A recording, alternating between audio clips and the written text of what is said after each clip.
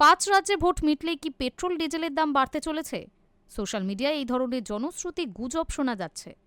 এবার সেই গুজবের জবাব দিল মোদী সরকার। 5 রাজ্যে নির্বাচন শেষ হলেই কি হুহু করে বাড়বে পেট্রোল ডিজেলের দাম? গত কয়েকদিন ধরে সোশ্যাল মিডিয়ায় এমনই জল্পনা ছড়িয়ে পড়েছিল। দাবি করা হচ্ছিল ভোটের পর প্রতি লিটারে 25 থেকে 28 লিটার পর্যন্ত দাম বাড়তে পারে জ্বালানির। এই খবরে স্বাভাবিকভাবেই উদ্বিগ্ন হয়ে পড়েন সাধারণ মানুষ। তবে এবার এই সমস্ত জল্পনায় একেবারে জল ঢেলে দিল কেন্দ্রীয় সরকার।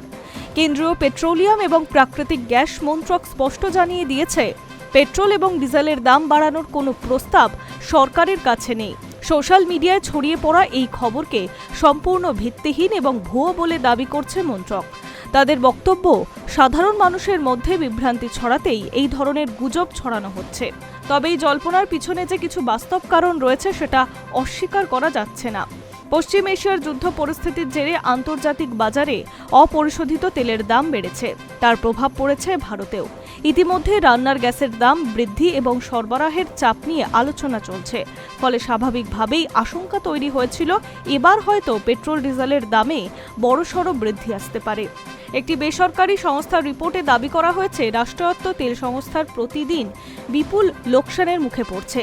হিসেব অনুযায়ী ইন্ডিয়ান অয়েল, ভারত পেট্রোলিয়াম এবং হিন্দুস্তান পেট্রোলিয়াম মিলিয়ে প্রতিদিন প্রায় 1600 কোটি টাকার ক্ষতি হয়েছে।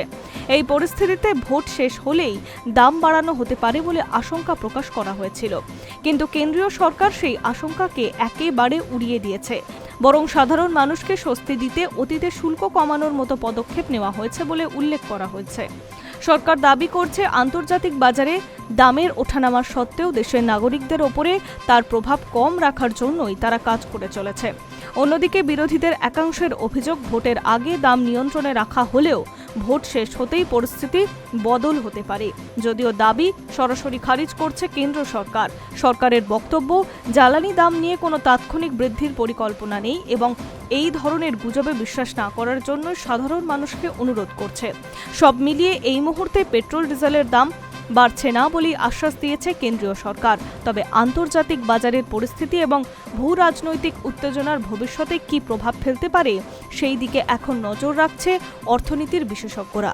High news network.